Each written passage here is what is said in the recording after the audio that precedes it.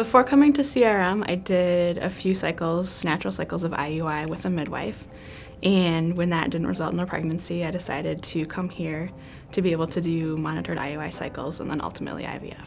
We chose this clinic because we'd heard some really good things about it from friends who'd had good experiences here, and we did a lot of research online before we came here, and they have really great success rates. And they're also covered under our insurance, so they were in network for us.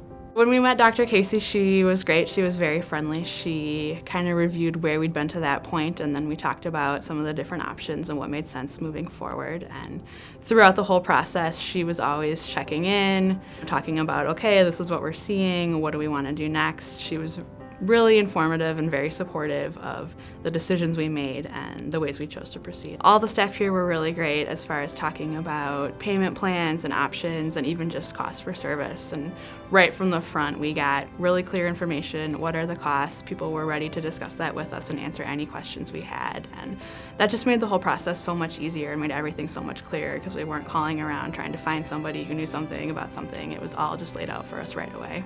I think it's super important, given how expensive this process is, for the practice to do everything they can to help make it accessible to people. We chose the Attain option without monitoring based on my insurance coverage.